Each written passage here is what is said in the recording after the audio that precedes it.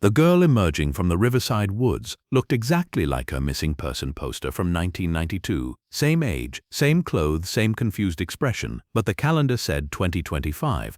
Detective Marcus Webb had seen his share of strange cases in 23 years on the force, but nothing had prepared him for the call that came in on a Tuesday morning in October. A jogger had found a child wandering near the Riverside Nature Preserve, disoriented and asking for her teacher. The child appeared to be around 9 years old, wore a faded yellow school t-shirt and blue jeans, and insisted her name was Sarah Mitchell. That name stopped Marcus cold.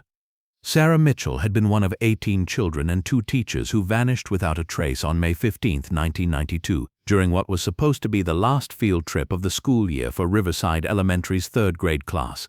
The case had haunted the small Oregon town for over 3 decades, spawning conspiracy theories, false leads, and endless searches that turned up nothing but heartbreak. Marcus grabbed his keys and headed for the scene, his mind racing. Someone was playing a cruel joke, or this was a case of mistaken identity, or maybe even a delayed missing person report from another jurisdiction. What it couldn't be was actually Sarah Mitchell, because that would mean a 9-year-old girl had somehow survived 33 years in the wilderness without aging a single day. The Riverside Nature Preserve stretched along the banks of the Salmon River, where towering Douglas firs created a canopy so thick that even noon felt like twilight. Marcus found the jogger Patricia Hernandez sitting on a fallen log next to a small girl who was methodically picking wildflowers and humming what sounded like a nursery rhyme. The child looked up when Marcus approached, and his breath caught in his throat. He had memorized every detail of Sarah Mitchell's missing person poster over the years. The round face with scattered freckles, the gap between her front teeth, the way her brown hair fell in natural waves just past her shoulders. This girl was identical in every way, down to the small scar on her chin from a playground accident that had happened 2 weeks before the disappearance. "Hi," she said, with the casual friendliness of a child who hadn't learned to fear strangers. "Are you here for the picnic too? Mrs. Rodriguez said we'd have sandwiches by the big rock." Marcus knelt down to her level, his training taking over, even as his mind reeled. "I'm Detective Webb. Can you tell me your name?" "Sarah Mitchell. I'm in Mrs. Rodriguez's class at Riverside Elementary." She held up the flowers she'd been gathering. "I was making a bouquet for my mom, but I can't find the bus. We were supposed to have lunch and then go home." Patricia Hernandez leaned toward Marcus. "That's exactly what she was saying when I found her. Something about looking for her class and wanting to go home for dinner. I tried to explain that it was morning, but she insists it's lunchtime." Marcus studied the child more carefully. Her clothes were dated minus. The style of jeans and the particular yellow shade of her Riverside Elementary t-shirt matched what kids had worn in the early 90s. But the fabric looked new, barely worn, as if she had just put it on that morning 33 years ago. "Sarah, what's the last thing you remember?" Marcus asked gently. She scrunched up her face in concentration. "We got on bus 47 with Mr. Danny. He's really nice. He always lets us sit wherever we want, instead of assigned seats. Amy Kowalski sat next to me, and she brought fruit snacks to share." Sarah's expression grew concerned. "But then I think I fell asleep, and when I woke up I was walking in the trees. I've been looking for everyone, but I can't find the bus anywhere." Marcus felt a chill that had nothing to do with the morning air. Amy Kowalski had indeed been on bus 47. So had Daniel Rodriguez, the driver everyone called Mr. Danny. The details this child was providing matched the case file exactly. "Sarah, I need you to come with me so we can help you find your family. Is that okay?" She nodded solemnly. "Will you help me find my class too? Mrs. Rodriguez gets worried if we wander off." The drive back to town gave Marcus time to think, though his thoughts kept circling back to impossibilities. The Sarah Mitchell he remembered from newspaper photos and case files would be 42 years old now if she was still alive. She'd have a family of her own, maybe children Sarah's age. The woman who had been her mother, Linda Mitchell, had passed away 8 years ago, never knowing what happened to her daughter. But the child sitting in his back seat, chattering about her best friend Amy, and how her hamster could do tricks, was undeniably 9 years old. Her mannerisms, her vocabulary, even the way she pronounced certain words carried the unmistakable authenticity of childhood. Either this was the most elaborate hoax in criminal history, or something beyond rational explanation had just walked out of the Riverside woods. At the station, Marcus called Dr. Elena Vasquez, the child psychologist who consulted on cases involving minors. While they waited for her arrival, He sat with Sarah in the break room, watching her color on paper he'd found in the supply closet. She drew with the focused intensity children brought to art, occasionally humming the same tune she'd been singing in the woods. "Sarah, can you tell me what month it is?"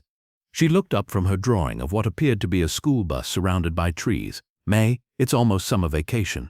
Only 3 more weeks of school." She held up her picture. "This is our bus. It's yellow like a sunflower." May 1992. Dr. Vasquez arrived within the hour, a calm woman in her 50s, with the kind of gentle authority that put children at ease. She spoke with Sarah for nearly 2 hours, while Marcus observed from behind one-way glass. The conversation covered everything from Sarah's favorite foods to her memories of school, her family, her friends. Every detail aligned perfectly with what they knew about Sarah Mitchell's life up until May 15, 1992. But when Dr. Vasquez asked about anything that had happened since that day, Sarah grew vague and confused.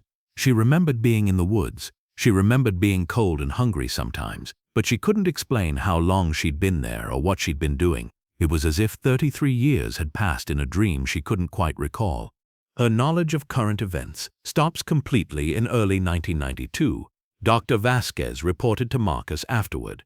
She's never heard of the internet, cell phones, or any major news events from the past 3 decades. Her cultural references, her speech patterns, even her handwriting style, are all consistent with a child from that era. What about her physical development? Is it possible for someone to not age for over 30 years?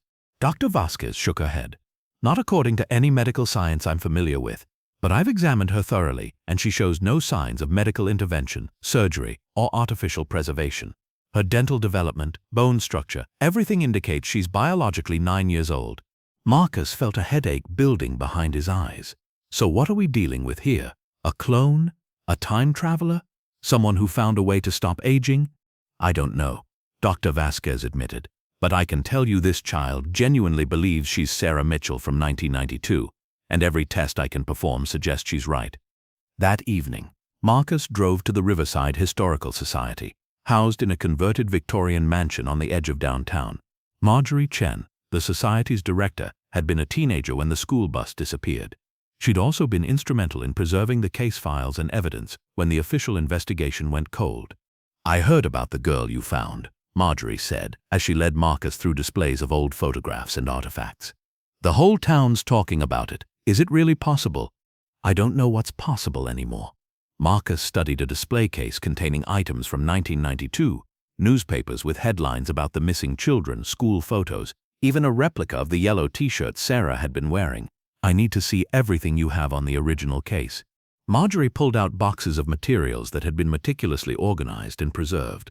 Police reports, witness statements, search party logs, psychological profiles of the victims' families, but it was the photographs that stopped Marcus cold.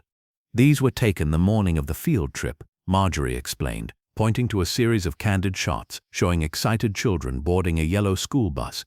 A parent volunteer took them before they left. There, in perfect clarity, was Sarah Mitchell climbing the steps of bus 47. Same gap-toothed smile, same yellow shirt, same way of holding her small backpack with both hands. The child Marcus had met that morning was identical down to the smallest detail. "Marjorie, where exactly was the bus supposed to go that day?" She consulted her notes.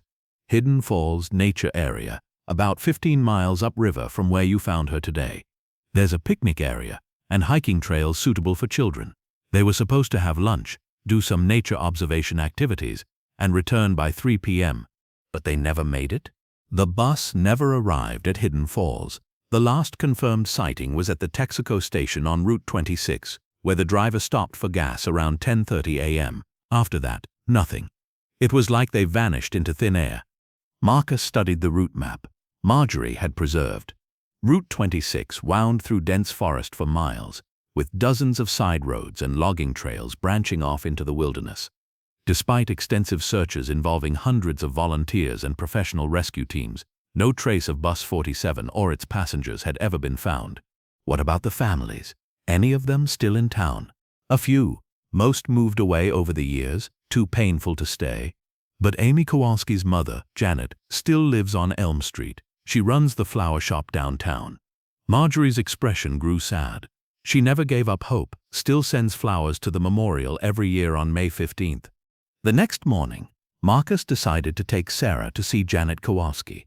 If anyone could verify whether this child was really who she claimed to be, it would be the mother of her supposed best friend.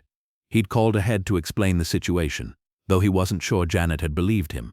Kowalski's flowers occupied the ground floor of a narrow brick building that had housed various businesses over the decades.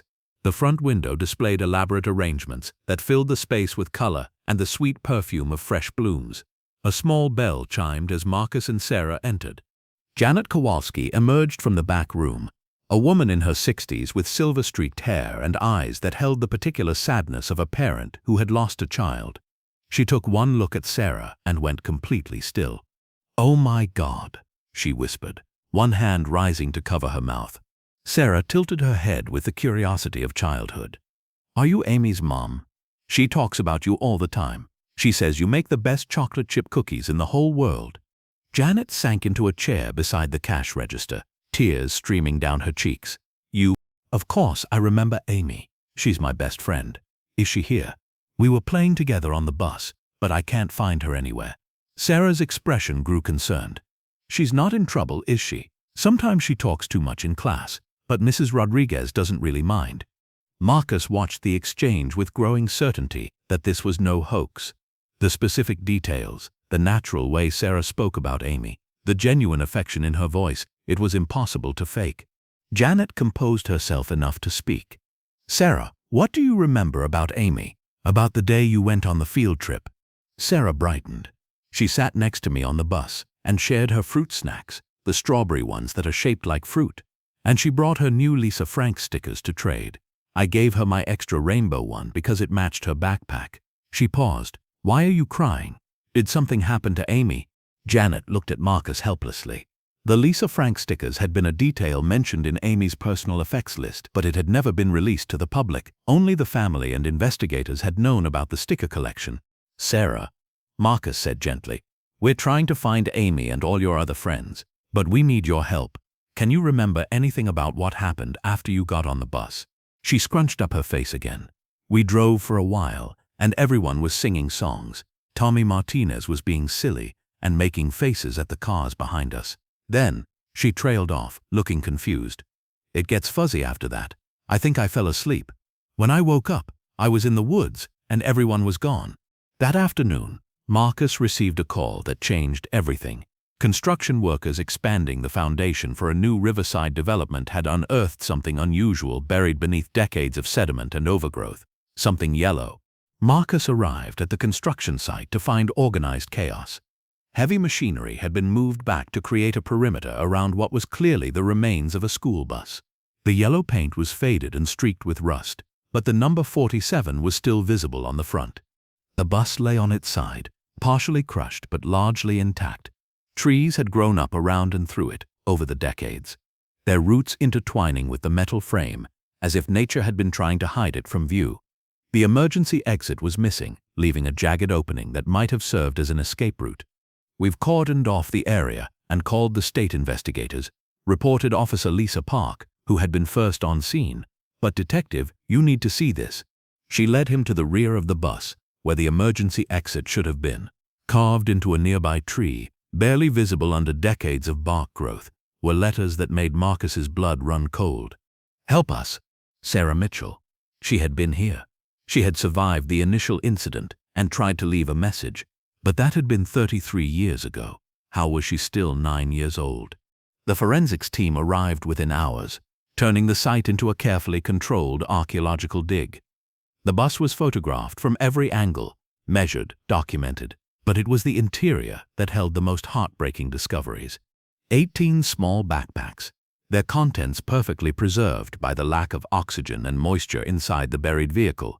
Lunchboxes with the remnants of sandwiches turned to dust.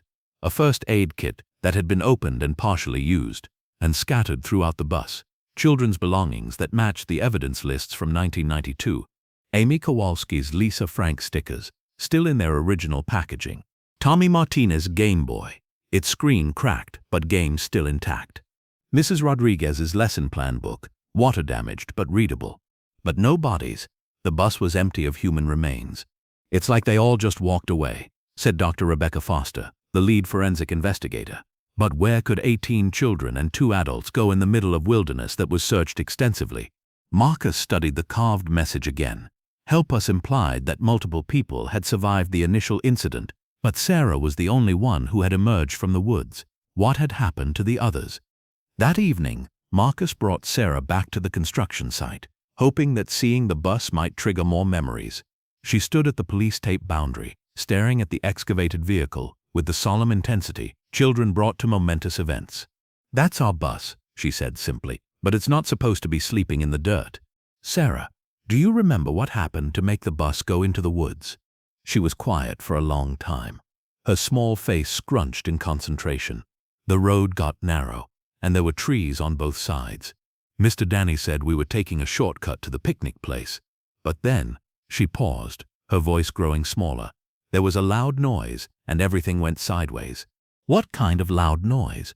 "Like thunder, but it came from the ground instead of the sky." She looked up at Marcus with wide eyes, and after that it was like being inside a bad dream where you can't wake up. Marcus felt the hair on his arms stand up. "What do you mean, Sarah?" "Time went funny. Sometimes it was daytime, and sometimes it was nighttime, but it didn't happen the right way, and we could hear each other, but we couldn't find each other, like we were all in different rooms of the same house, but the doors kept moving." The psychiatric evaluation took place the next morning.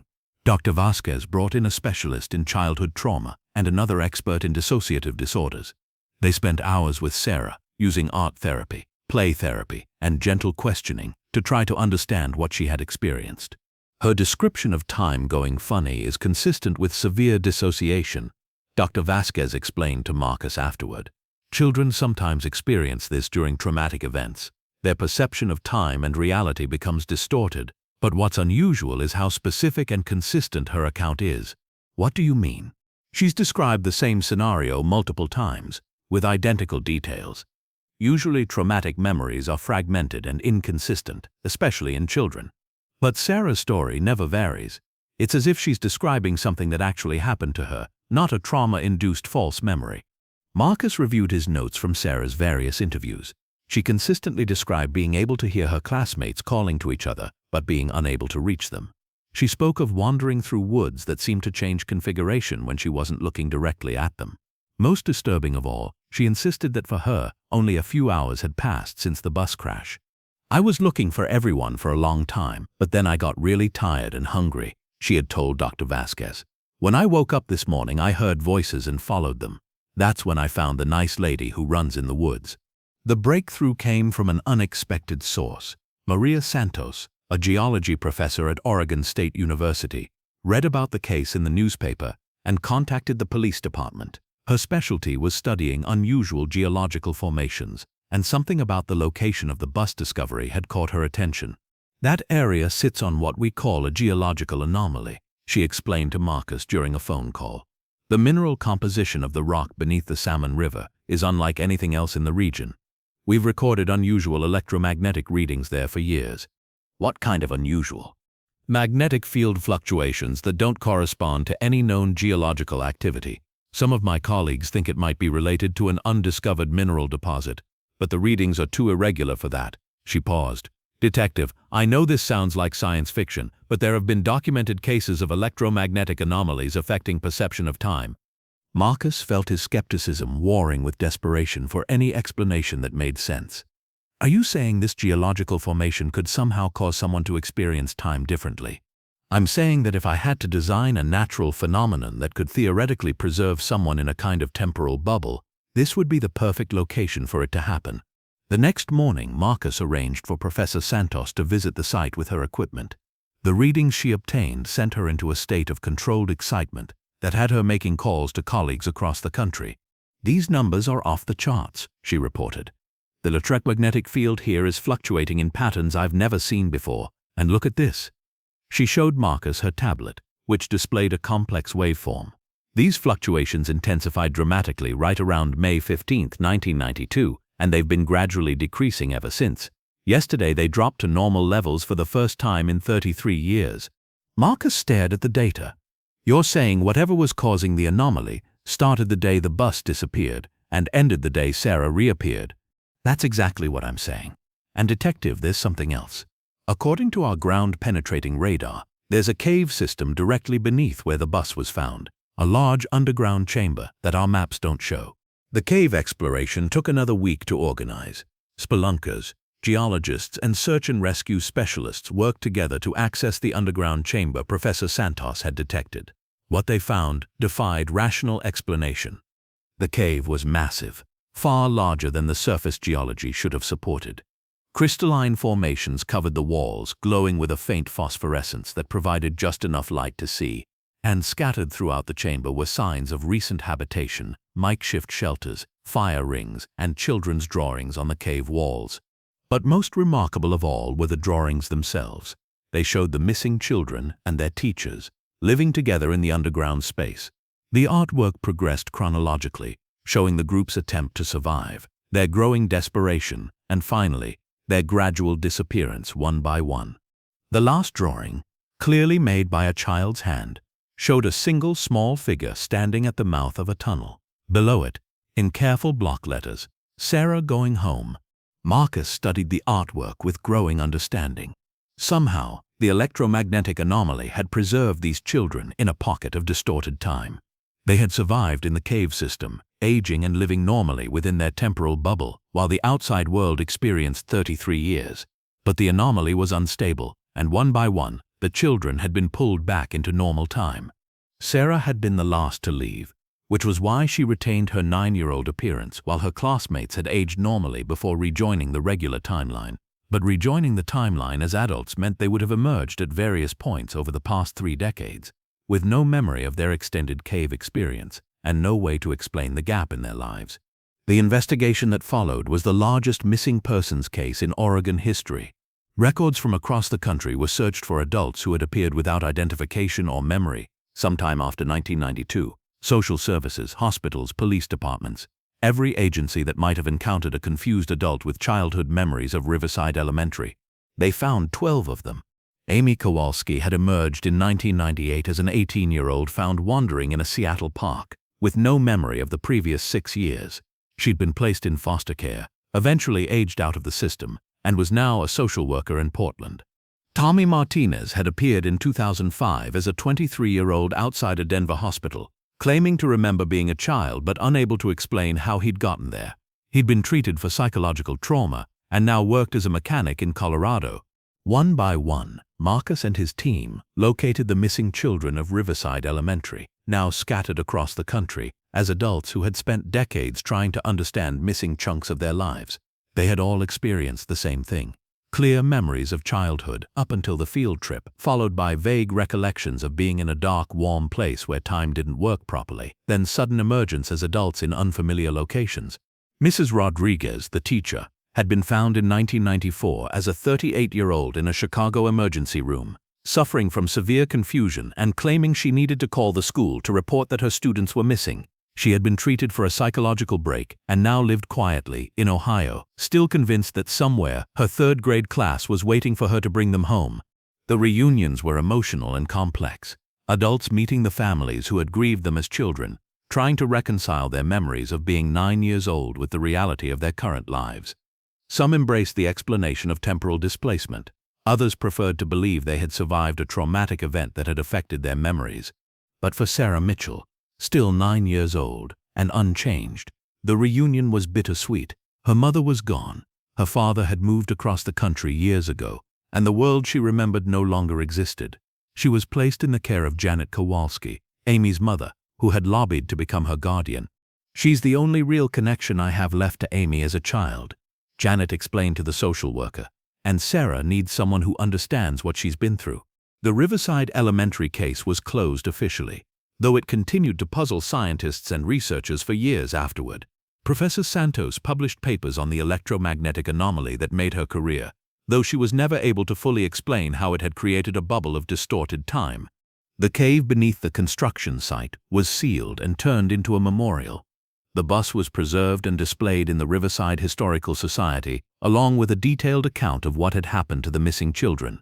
6 months later, Marcus visited Sarah at her new home with Janet. She had adapted to modern life with the resilience of childhood. marveling at smartphones and computers while still insisting that her favorite TV show was Mr. Rogers' Neighborhood.